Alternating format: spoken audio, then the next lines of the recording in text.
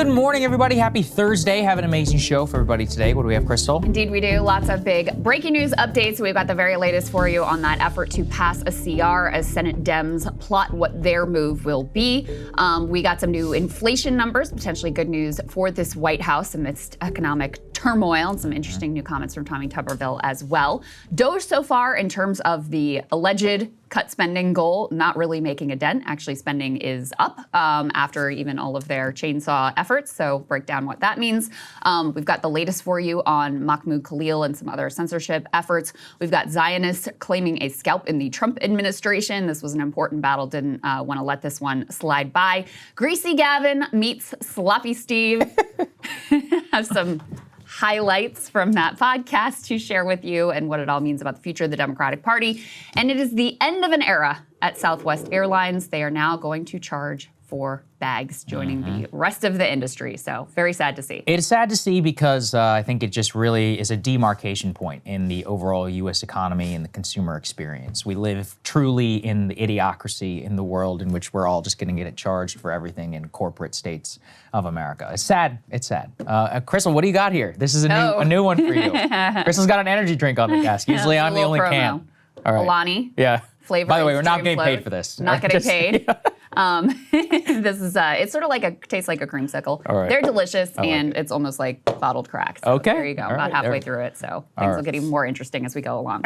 All right, let's get to the All shutdown. right, let's get to the CR. I hate this topic because it's so in the weeds DC, but the TLDR is if the House and the Senate do not pass some sort of budget funding, then the government is going to shut down in a day's time. The House Republicans were able to pass a continuing resolution. They lost one vote from their caucus. They gained one vote from the Democratic caucus, but pretty much down a party line vote. They did not negotiate with the Democrats on this. I'll give you a few more details about the CR. It ups defense spending a little bit. It reduces some domestic spending by a bit. It has some other provisions in it that Democrats really object to. So that passes the House on more or less a party line vote. Then it goes to the Senate. Well, the Senate's a little more interesting because of the filibuster rules. They have to get 7 Democratic senators because Rand Paul has already said he is not going to vote for it. So it was looking yesterday like the Democratic senators were just going to cave and vote for this CR. And this is extremely consequential because it is really the only time when Republicans are going to need Democrats for anything at all. So this is truly their only moment of leverage. The Democratic base is very adamant that they do not want Democratic senators to help Republicans to fund the government and give what they see as a carte blanche to Trump and to Elon to continue doing whatever the hell that they want to do. So there has been a mass mobilization of the Democratic base to call their senators and tell them vote no. So yesterday it was a real open question. It looked like they were going to cave. And then Chuck Schumer gets on the Senate floor and seems to indicate a different strategy. Let's take a listen to a little bit of what he has to say. Republicans chose a partisan path, drafting their continuing resolution without any input from congressional Democrats. Because of that, Republicans do not have the votes in the Senate to invoke cloture on the House CR. Our caucus is unified on a clean April 11th CR that will keep the government open and give Congress time to negotiate bipartisan legislation that can pass. We should vote on that. I hope our Republican colleagues will join us to avoid a shutdown on Friday. So what he floats there is a 30-day, quote-unquote, clean CR, which means the same funding levels as currently exist, no messing around, no different provisions, no rolling back this, no adding money to defense, et cetera, just for 30 days so that they can negotiate on a broader package. So initially, there were a lot of, Democratic activists who were like, oh my God, they're actually not going to cave. But what it looks like is actually probably happening, although none of this is a done deal yet, is that they are more it's less that they're not going to cave and more that they're coming up with a strategy to try to trick their own base into thinking that they're fighting for something. Yes, so Let's put this up on the screen. This is the latest from Manu Raju over at CNN. He says John Thune, who's the Senate Majority Leader now, takes the procedural step to bring the House spending bill to the floor. The vote would occur Friday morning, hours before the government shutdown deadline. Unless there's an agreement to have it sooner, 60 votes would be needed. Schumer is threatening to block it, but senators on both sides think an agreement to give Dems an amendment vote for a 30-day extension, which would fail, could help end the standoff. So effectively, Democrats' strategy appears to be that they're going to push for this show vote on a 30-day CR. They're going to vote for cloture, so they're going to, not filibuster the whole thing. Their little 30-day show vote will fail, but since they've already voted for cloture, that means that Republicans can move forward with their CR and pass it with a bare majority. They no longer need the Democrats, and things move forward. So, like I said, I know that was a lot, but the TLDR is that Democrats appear to be trying to come up with a plan to trick their own base into thinking they are not caving when they, in fact, are caving. Right. It's hilarious because it would take people like us to have to sit here and to explain it to everyone. But the point is that this is actually fecklessness on their part because they're getting a lot of pressure to try and appear as if they're standing up to Trump. And if you compare it to, let's say, the Tea Party, I mean, they would have no qualms whatsoever of voting this thing down. They're like, absolutely not. You're going to give us what we want. Oh, the House is out of town. We don't care. Shut the government down.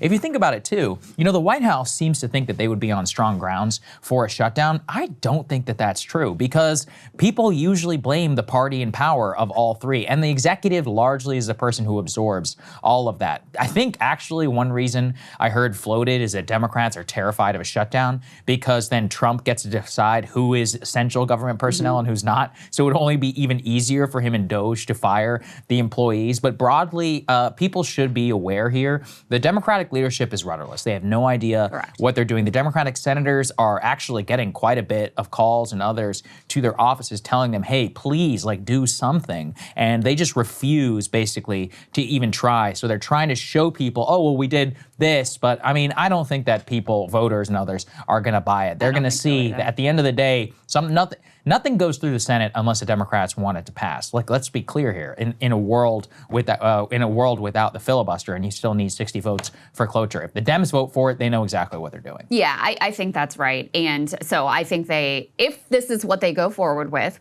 again, not a done deal yet. And guys, if you want them to stand up, you can call them and let them know. And I know many people out there that are.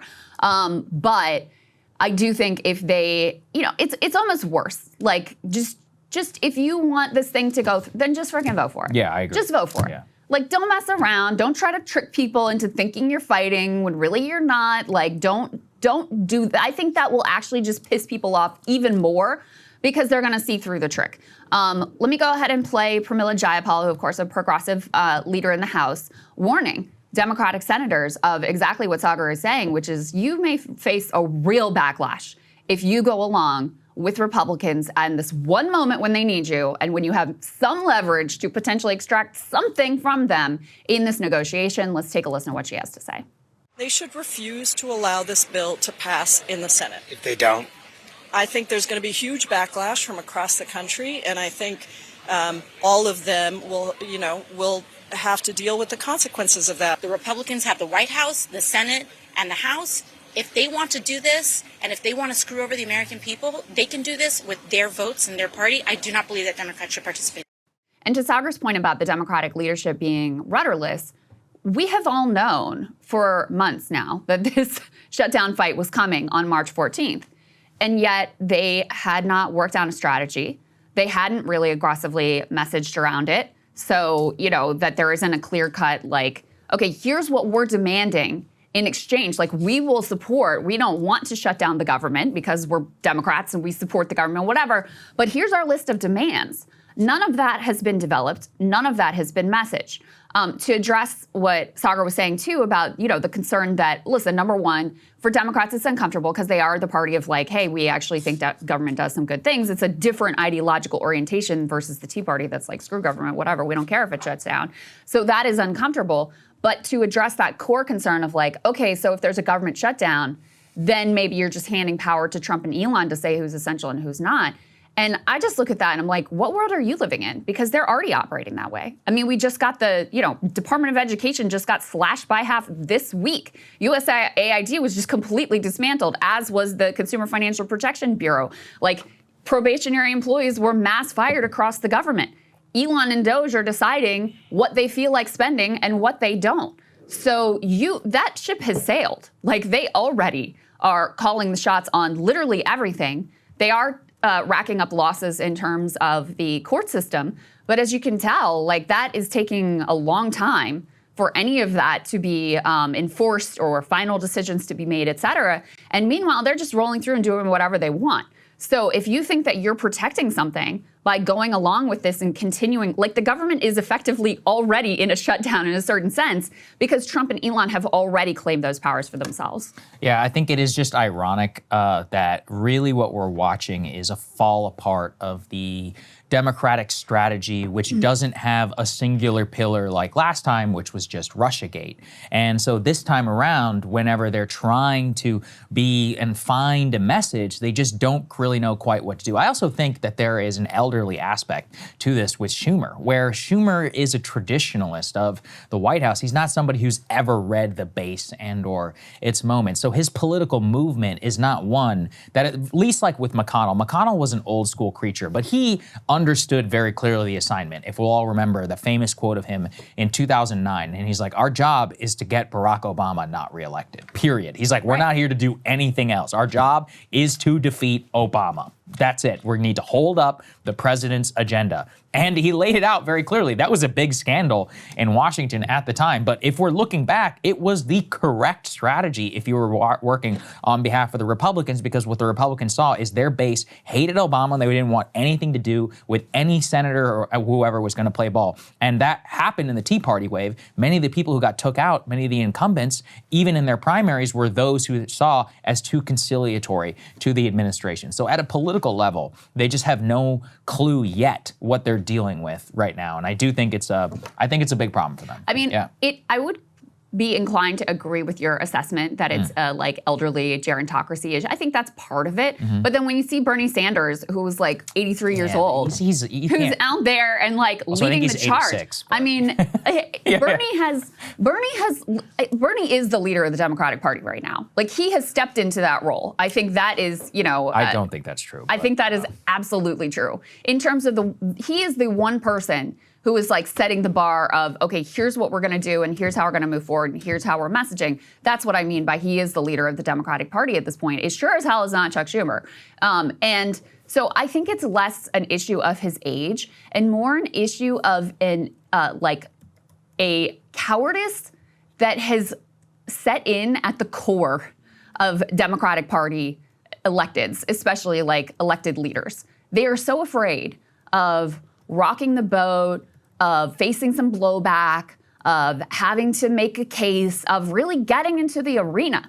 And that's, to me, what really comes through here. Because, again, we've known the shutdown fight was coming. Okay, if you don't think this is the place to take a stand and, like, put your chips down and, like, use what little bit of leverage you have, then what is your other plan? Like, give an alternative where you're, okay, well, no, we're not going to do it, but here's where we really think we're going to take a stand. It's not going to be on reconciliation, which is the next big thing that's going to come up, because that doesn't require you. That requires only a bare majority vote in the Senate. There is no 60-vote filibuster on the reconciliation bill. So where is the other place where you're going to take any sort of a stand?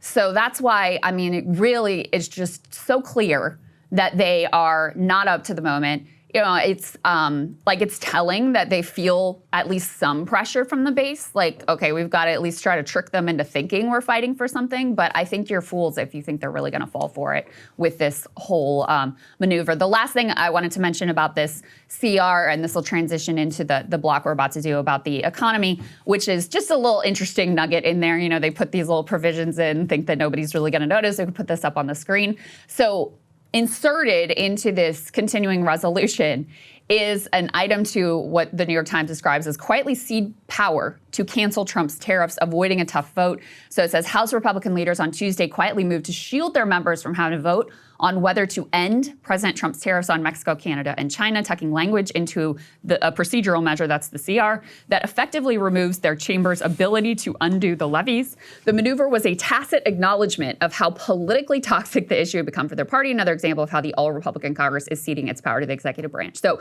they don't want to have to take an up or down vote on Trump's tariffs because they don't want to get crosswise with Trump, but business world hates the tariffs. The tariffs are very unpopular at this point. So they're just like, okay, we're we're going to wash our hands of it and just let you do whatever, and we're not going to have any say in it That's really not surprising, actually, at all, because why would you want to take a tough vote? This is also part of the problem with all of these things getting lumped together as usual. They always don't want to make it so that they have to take single up or downs. But I don't know. I'm curious to see if that soap-based reaction. I mean, my thing with the only reason I said I don't think Bernie is the leader is I think that's a little bit of progressive wish casting. Like, it's not like this Democratic base is all on board with Medicare for all or all this other stuff. They just want somebody to, quote, fight. That's so true. Democrats, like, you know, they want the activism. That's like the beating heart of like what they think is being a Democrat right now. I don't know. I mean, I'm just skeptical because if this were true, then that guy Zoran would be winning, you know, hands down in the New York City primary, right?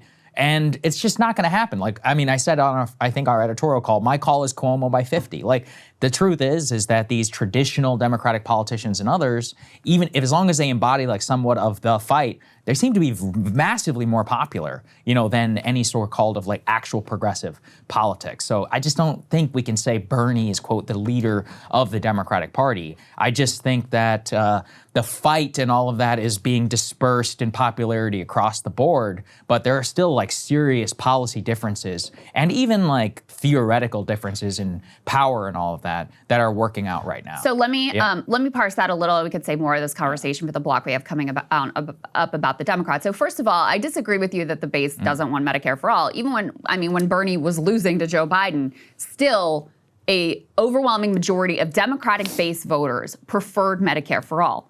But the reason they voted for Joe Biden is because they thought he was more electable and they wanted to defeat Trump, and that was their they were convinced of that, and that was their number one issue. So it really, didn't have, ultimately, the election didn't turn on Medicare for all in the Democratic primary. If it did, they would have picked Bernie Sanders. That's number one. But number two, you're absolutely right that, from talking to Brian Tyler Cohen, you get the sense, like, it's not that Democratic-based voters have suddenly become like more progressive in terms of their ideological valence. They just want someone who will fight. So if that person is Jasmine Crockett, who is more mixed in terms of her, the ideological valence of her, she's been like pro-crypto, she's been more like pro-Israel, but she is a fighter and she's very charismatic and she's not afraid to get in there and mix it up. Like, they will take her, they will take Al Green, they will take Bernie Sanders, they will take AOC. It really, you're 100% correct that it has much less to do with where they position themselves on a left-right spectrum and more about where they position themselves on, are you willing to actually stand up and fight and do something and at least show that you're upset about what's going on in this era? And so I think that's really sort of the core here. And, if you are a Democratic leader who thinks that the right thing to do is, for example, to just hang out and make nice with Charlie Kirk all day, it doesn't really matter where you are on the ideological spectrum. They're going to see that as totally unacceptable. Yeah, I want to see if because for this theory to work, then these people have to start actually getting serious primary opponents and losing. And so, I mean, we're not really going to find that out for another 18 months. But I'm curious, let's watch everybody. And if anybody sees a serious challenge to a real Democratic incumbent, let us know. Because I want to track those campaigns and maybe we can compile like a spreadsheet or something and then check. We could have the Justice Democrats people on and talk to them about what they're I'd be seeing, curious. I mean, no offense to them though, but it's like, they don't have a very good track record here. So that's why I am very skeptical of all these people's political judgment. I have not yet seen any truth to the fact that these folks are truly harnessing anything to like be able to win an election. You can have some power, you can have some social media buzz and that, but actually winning is a very, very different thing. I'm still very skeptical. The other people that'd be interesting to have on are the indivisible people. Yeah. Because they're not Bernie people. In fact, they were sort of adversarial to some of the Bernie primary candidates. Who was I forget indivisible. They sprung up after Trump was elected the first time. And they were like the sort of core resistance group that sprung up in counties across the country.